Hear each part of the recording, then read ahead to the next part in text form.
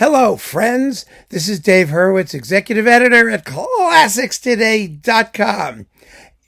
Well, yesterday it was, actually, but if this is the year 3762, it wasn't yesterday, but I'm just letting you know. We did a chat about the top 12 orchestrators, symphonic orchestrators of all time. And two interesting things happened as a result of that. A whole batch of you threw in opera conductors, and I put symphonic in there for a reason, which the opera people obviously didn't notice, because opera is going to be a separate category. Accompanying people is very different from writing music, which is non-accompanimental, and so it deserves its own category, number one. Number two, a lot of people talked about some seriously 20th century composers. And as I pointed out in the video, which a lot of people didn't watch before chiming in, naturally, I know people look at the list and then they just comment, but I do ask you to watch the video before you comment, because it saves me the trouble of deleting your comments, which are irrelevant in light of what I say in the video. Get it? Anyway, so there's that. Here's the point. What I said then, and what I am saying now, for those of you who may have missed it the first time, is that after the 20th century got hopping, the idea of orchestration, the job of orchestrator, started to exist. And using a large symphony orchestra in a big virtuosic way, with heaps of brass and winds and percussion and whatnot, all of that became somewhat standardized. This is very interesting, this phenomenon, because if you take music theory or music history, they will refer to often to the entire period of post-modal tonality up to Schoenberg as the common practice period. This is the time when everybody was writing music that was basically tonal and followed the same rules of harmony of, basic classical tonal music. So that's everything from the Baroque period up to, the 19 thingies. And of course, they were totally wrong that the common practice period is over, because 99.9% of the music still written adheres to the classical rules of harmony and tonality.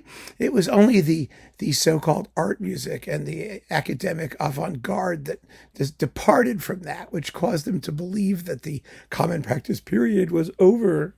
Well, here's a news flash. It isn't. But it was, in a sense, it was a different period in a sense that contemporary music now is all over the place. You have people who are atonal, people who just write texture pieces, people who still think they're part of the avant-garde. There is still an avant-garde out there somewhere, who knows? And people who still adhere to classical tonality, if not classical forms, or traditional harmony, if not traditional forms, however you want to phrase it. There is a huge variety of stuff. To that extent, you could argue that the common practice period is indeed over. But what has arisen is I would call the common practice period of orchestration. Because in the 19th century and 18th century, of course, the orchestra was getting established. It was a malleable thing. It was really only finally codified when Beethoven wrote his symphonies and Haydn wrote his London symphonies. That's when the formal orchestra was constituted in terms of its various sections and the numbers of instruments involved.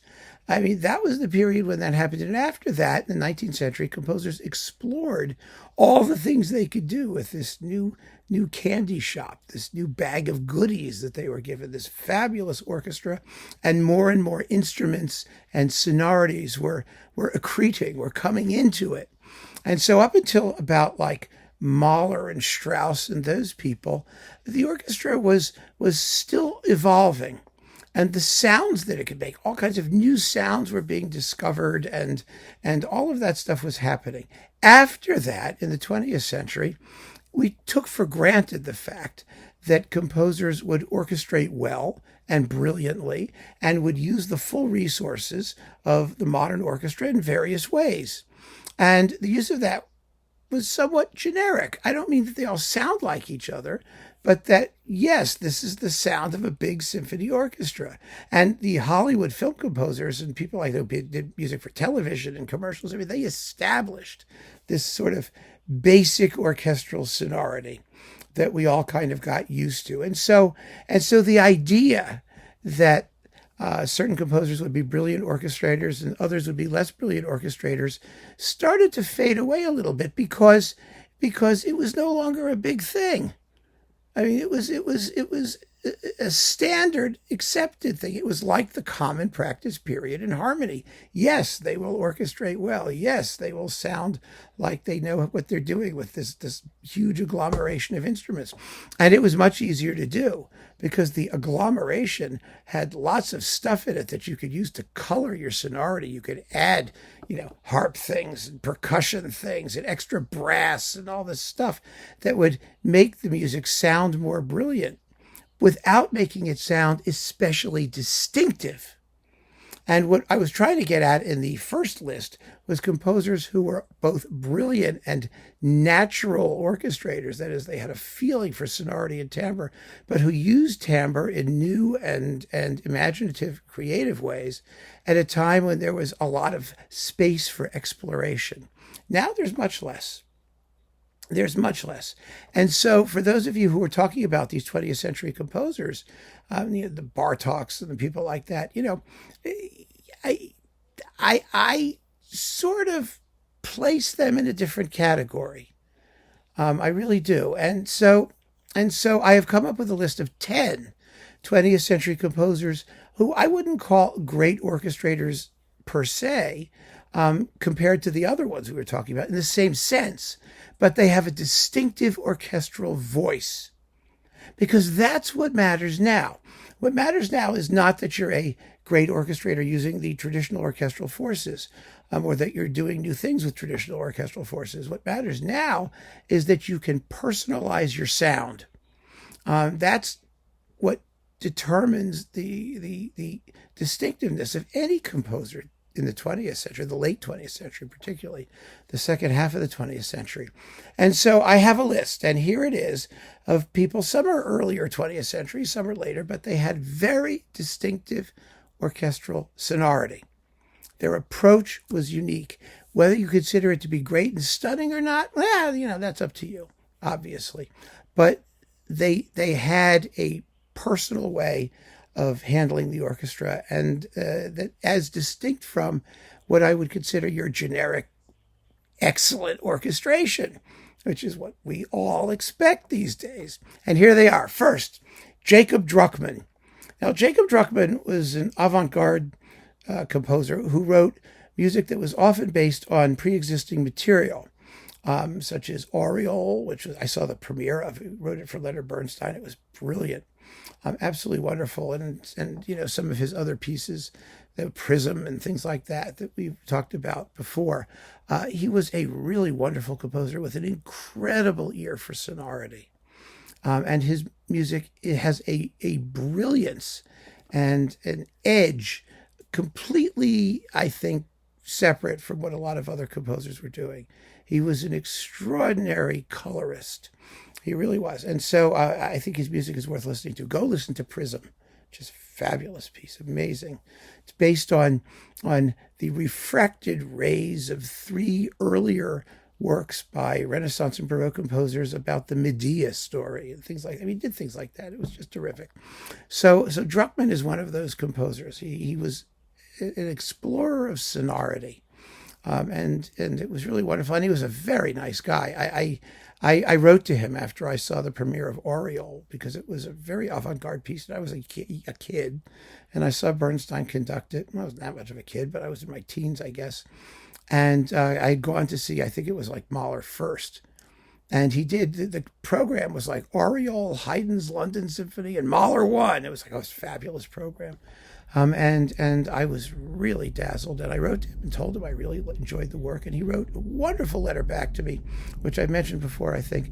He didn't talk about his own music at all. He just said 20th century music is full of fabulous composers. Listen to these guys. And he had Lutoslawski and all these other people in there. It was a completely humble and positive encounter. Anyway, his music is excellent, and he had a really distinctive sound. Malcolm Arnold. Some of you mentioned Malcolm Arnold as a great orchestrator. Boy, he was. Was he ever? Phenomenal. And he represents actually a very interesting trend in 20th century orchestration, which is, the move away from string-based sonority. Which is very, very interesting, actually. I mean, move towards, equality among the sections, which Mahler, of course, explored first among equals, best among equals. That, each orchestral section has its own identity, and you can emphasize them in different ways, and you don't necessarily have to start everything with a tune on the strings, etc. That's why, a lot of you put Rachmaninoff on the list of great orchestrators. I don't think he was a great orchestrator at all. I think he was very good. I mean, his orchestration was excellent for what he was trying to achieve, but he was a very string-heavy orchestrator. He was known because he wrote fabulous tunes, which are always played by strings, except for one clarinet solo in the slow movement of his Second Symphony, or the saxophone solo in symphonic dances. But as a whole, his orchestration, I think, was quite conventional, actually, and very good, but not outstandingly original in any particular way. So he was one of those. But Arnold is one of those composers who really had a fresh view of what the orchestra should sound like. He was a trumpeter, and he handled instruments with extraordinary ease, virtuosity, color. Wonderful, wonderful composer to listen to his orchestra. Shostakovich is a very interesting case. I'm not sure Shostakovich was a great orchestrator. He was another orchestrator whose sound was appropriate to what he wanted to express. But if you look at Shostakovich's scores, he was quite systematic. One would almost say formulaic in the way he handled the orchestra. He would have a string threnody. Then he would build a climax that would involve the strings and then the winds and then the brass, and they all pile up in, this more or less the same way. And you have these fabulous climaxes where, everything's going crazy. The brass are ripping out with the tune, and the woodwinds are shrieking on top, like, wow, like this. It's block-like. And he thought about that. He wrote in sections, and it's very interesting because he didn't compose at the piano. He had everything in his head. And I think the way he kept things organized in his head was because he had this extremely systematic way of handling the ensemble. And so he has a distinctive sound, a very distinctive sound, but it comes from his absolutely standard for him organization of the levels of sonority and how they build up and decrease. You would have string tremolos that go on forever, where you have a solo woodwind elegiacally playing along forever, and very, very interesting, actually. But it was systematic. He had a system. Olivier Messiaen. Now, I mean, he was distinctive in everything he did, right? He had his Hindu rhythms, he had his bird things, he had his religious things. He saw harmony in terms of colors. He had synesthesia, and so his scoring was also strongly based towards brass and woodwinds and percussion, away from the strings, except when he wanted to do something luminously spiritual. One of those things when it was getting into his religious mode, like in Eclairs and La Di Da, his last piece, Eclairs sur l'au-delà, illuminations of the beyond, where you just have three triangles and then a string thing that goes round and round and round over and over in beautiful harmonies, luminous harmonies. It's blue. Just ask him. This color. Yeah. But Messiaen's sound was very, very, very, very distinctive. And you could always tell one of his pieces. John Corigliano, an absolutely fabulous orchestral colorist with exceptionally virtuosic use of the orchestra, an incredible aural imagination. And I think the fact that he did some film music, remember he did Altered States, his Three Hallucinations, one of the great 20th century film scores and orchestral works deriving therefrom. He's marvelous. he really gets inside the orchestra and knows how to handle everything. So there's a guy who you should pay attention to for a distinctive 20th century sound, I think. That's just me, but I think so. Akiro Ifukube. He wrote the Godzilla film scores. Oh boy, did he have a nifty sound. First of all, the Godzilla film scores, which he turned into symphonic pieces also, are absolutely marvelously different. And it's not because he's using Japanese instruments or things like that. It's because they just sound different. I mean, you can tell an Ifukube score a million miles away. Really, really nifty. And he wrote concert pieces. And some of them they're more or less neoclassical, almost minimalist, with constant rhythmic pounding and very simple sounds. Strings, some drumming on the bottom.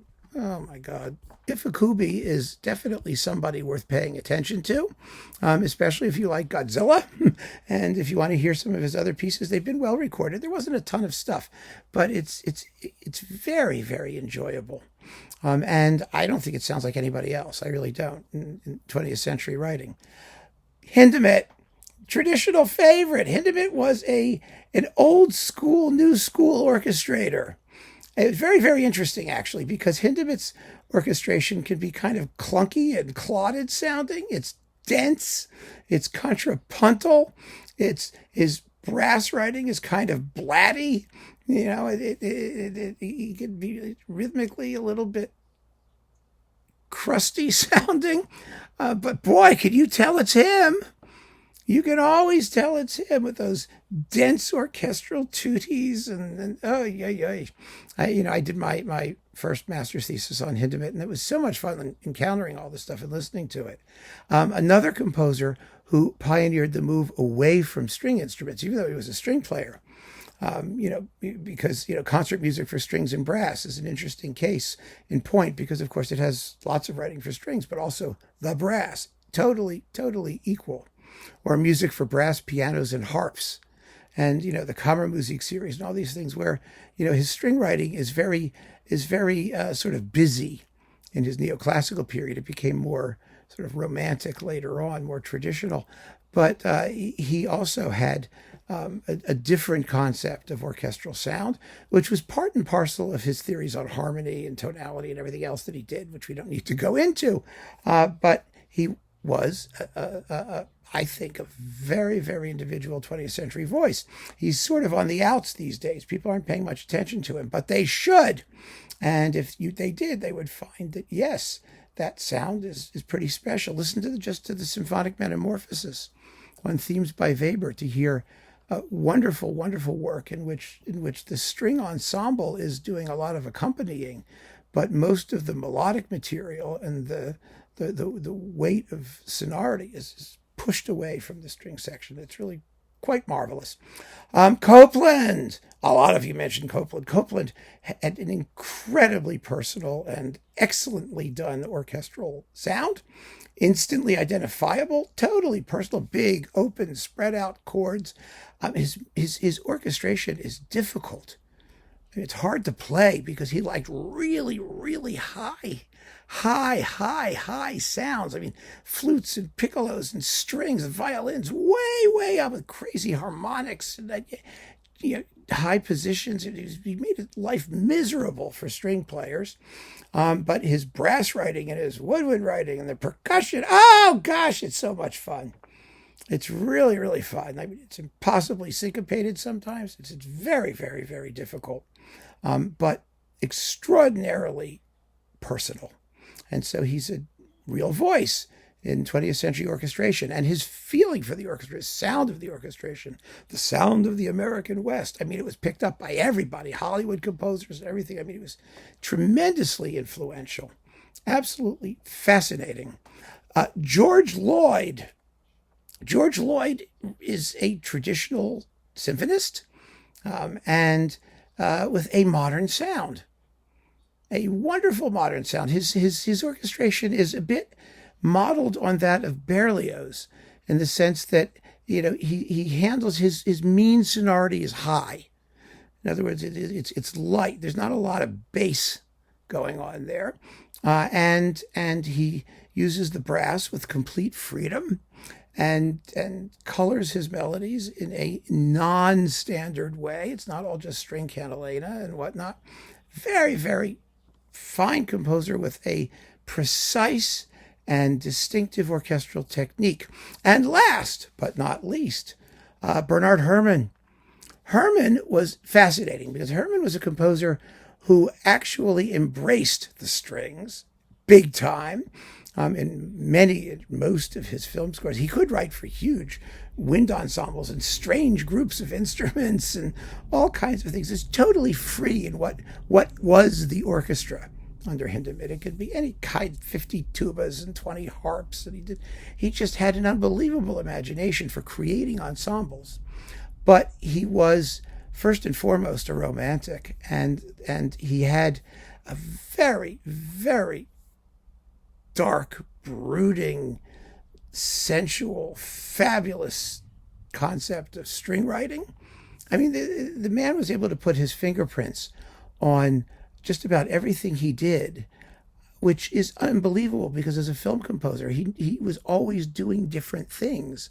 He had to illustrate everything from, Harryhausen films to The Twilight Zone to, Emily Bronte or whatever. I mean, it just, I don't know if he did Emily Bronte, but he did Wuthering Heights. He did one of those people, one of the Bronte sisters.